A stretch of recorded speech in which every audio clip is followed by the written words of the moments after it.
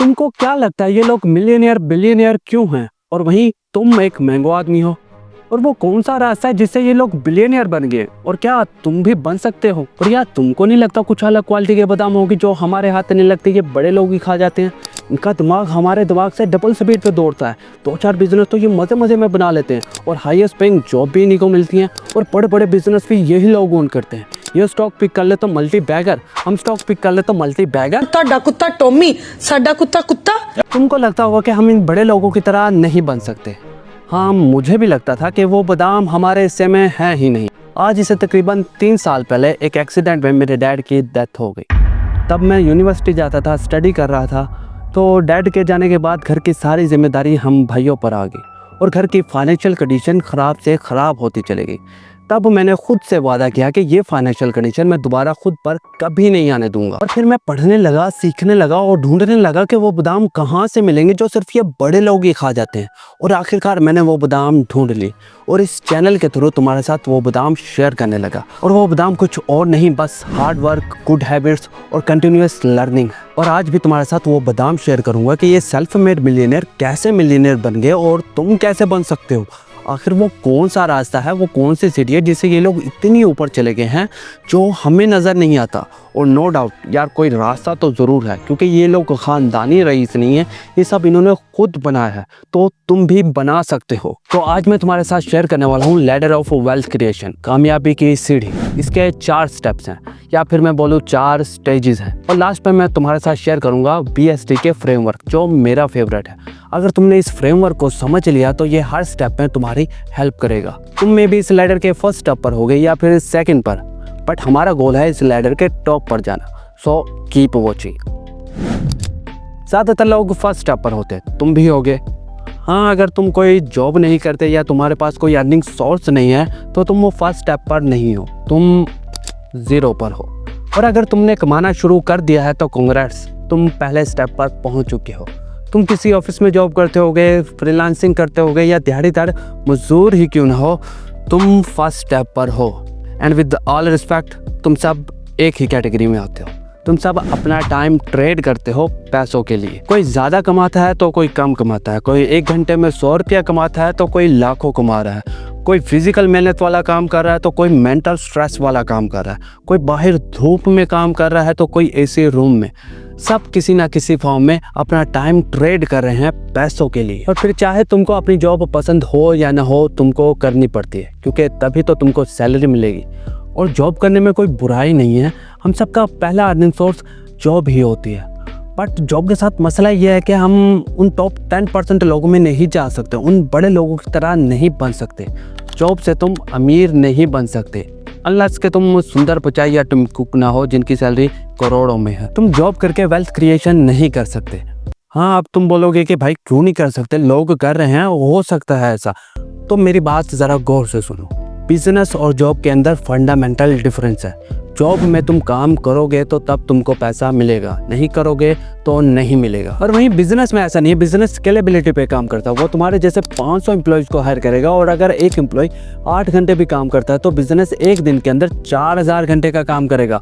और वहीं तुम जितना मर्जी जोर लगा लो, जितना चाहे काम कर लो, तुम्हारे पास तो एक दिन में 24 ही घंटे है ना। और कोई भी बिजनेस तभी तुमको एम्प्लॉय करता है जब वो तुम्हारी सैलरी का 10x आउटपुट तुमसे निकाल रहा हो और उसी निकाले हुए प्रॉफिट से बिजनेस को एक्सपेंड किया जाता है। जहां एक एम्प्लॉय 10-10, 12-12 घंटे काम करके सैलरी कमाता है, वहीं एक बिजनेसमैन 100 वे भी पैसा कमा रहा होता है, क्योंकि तुम उसके लिए काम कर रहे हो। फटाफट ये काम खत्म करोगे तो तुरंत दूसरा काम दूंगा। और एक दफा अगर किसी ने एक सक्सेसफुल स्केलेबल बिजनेस बना लिया तो उसका एक छोटा सा डिसीजन उसको मिलियंस बनाकर दे सकता है।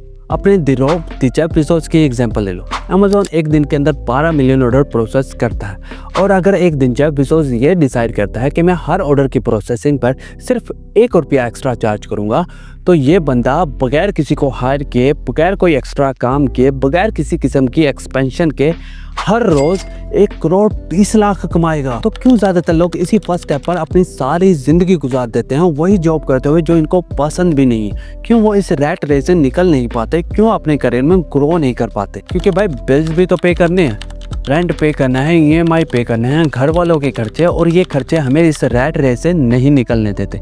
मंथ के स्टार्ट पे सैलरी आती है और मंथ एंड होने से पहले सैलरी एंड हो जाती है, और एम्प्लॉयर तुमको जॉब सिक्योरिटी, प्रमोशन, इंक्रीमेंट के जाल में फंसा कर रखता है। तुमको हर साल 10-12% का इंक्रीमेंट दिया जाता है और इसी में तुम खुश हो रहे होते हो कि भाई मेरी सैलरी बढ़ गई, क्योंकि तुमको पता ही नहीं होता कि इससे ज़्यादा इन्फ्लेशन बढ़ती है हर साल। लॉल हो गया जी।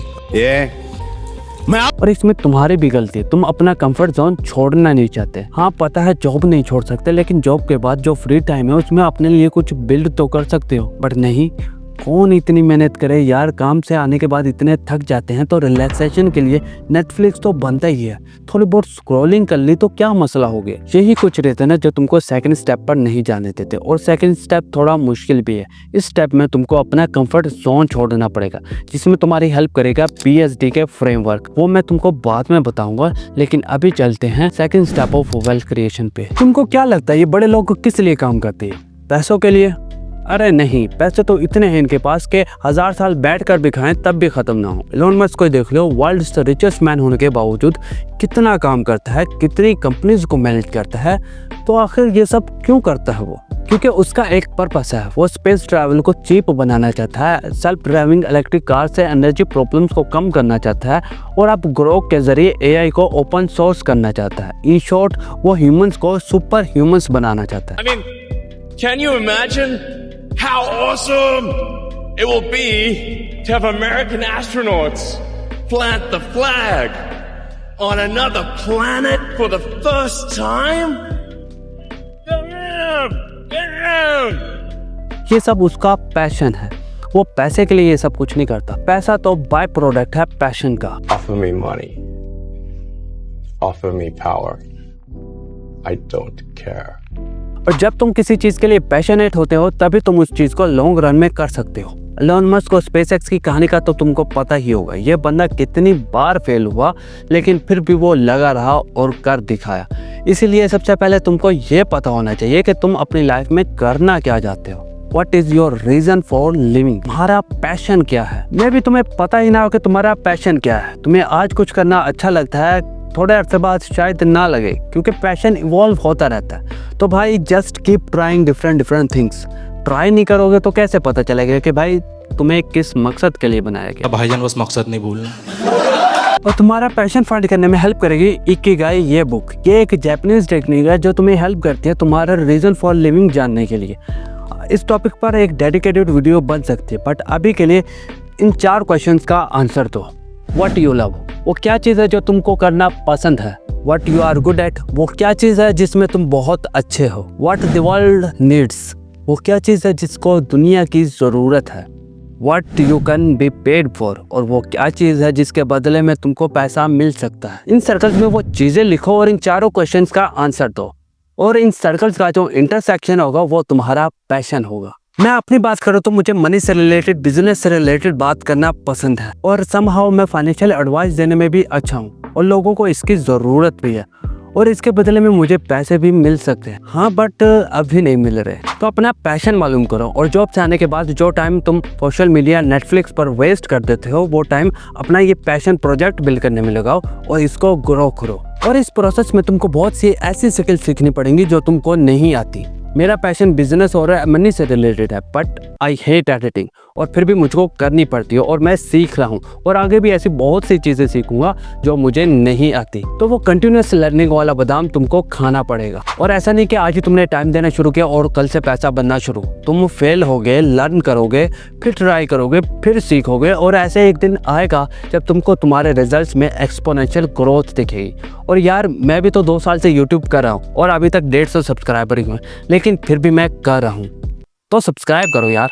इन सब के बाद तुम थर्ड स्टेप पर चले जाओगे, बट लास्ट में मैं जो तुमको फ्रेमवर्क बताने वाला हूँ उसकी हेल्प के बगैर तुम थर्ड स्टेप पर नहीं जा सकते। तो उस फ्रेमवर्क को तुमने गौर से समझना। तुम्हारी जॉब तुम्हारे एक्सपेंसेस को मुश्किल से पूरा करती है और तुम इन बेसिक नीड्स को पूरा करने में ही सफर करते रहते हो। और तुमको क्या लगता है कि एलोन मस्क भी अगर इन्हीं बेसिक नीड में फंसा हुआ होता तो क्या वो टेस्ला, स्पेसएक्स जैसी बड़ी कंपनीज को बना पाता, ह्यूमंस को मार्स पे ले जाने के ख्वाब देख पाता? नहीं ना, वो तो बस यही सोचता रहता है कि यार सैलरी खत्म हो गई है और ये बिजली का बिल बहुत ज्यादा आया है, इसको कैसे भरूं यार। यह है मैस्लो हायरार्की ऑफ नीड्स, जिसमें हमारी फर्स्ट नीड है रोटी, कपड़ा, मकान और सेकंड नीड है job, employment and security etcetera.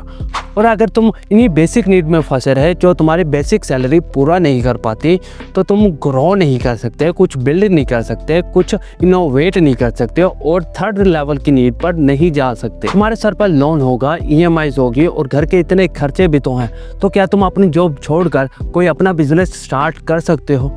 नहीं ना, क्योंकि तुम्हारी बेसिक नीड्स ही नहीं पूरी हो रही तो तुम आगे कैसे ग्रो करोगे। तो सेकंड स्टेप पे तुमने जो अपना पैशन प्रोजेक्ट बिल्ड किया है, अगर वो तुम्हारी सैलरी से ज़्यादा तुमको कमा कर देने लगे, वो तुम्हारे इन बेसिक नीड्स को पूरा करने लगे, तो थर्ड स्टेप में तुम अपनी जॉब छोड़ सकते हो, क्योंकि तुमको सेंस ऑफ सिक्योरिटी मिलेगी कि भाई मेरा पैशन प्रोजेक्ट मेरी बेसिक नीड्स को पूरा कर रहा है, तो मैं अपनी जॉब छोड़कर अपना फुल टाइम अपने पैशन प्रोजेक्ट को दे सकता हूँ और इनोवेशन और क्रिएटिविटी के साथ इसको और ज़्यादा ग्रो कर सकता हूँ। इस स्टेज पर तुम्हारा बिजनेस अच्छे से ग्रो कर रहा है और तुम अपनी सैलरी से 10x 20x ज़्यादा कमा रहे हो, और जहां जॉब में तुम 5,000 10,000 ही सेव कर पा रहे थे, वहीं अब तुम 50,000 1 लाख या इससे भी ज़्यादा सेव कर रहे हो। और इन पैसों को तुम डिफरेंट एसेट क्लास में इन्वेस्ट करोगे, like stocks and stocks etcetera, क्योंकि यार stock market best performing asset class है as compared to real estate, gold और इवन क्रिप्टो। और तुम हिस्ट्री चेक कर सकते हो। और हर स्टॉक के पीछे ना एक बिजनेस होता है जो दबा के पैसा कमा रहा होता है, और स्टॉक मार्केट के थ्रू तुम उस बिजनेस के मालिक बनते हो। इन बड़े लोगों को देख लो, ये कंपनीज को ओन करते हैं जो इनको और ज़्यादा पैसा कमा कर देती है। वॉरेन बफेट ने खुद कोई बिजनेस नहीं बनाया, लेकिन वो कोका कोला, एप्पल, गूगल जैसी बड़ी कंपनीज को ओन करता है।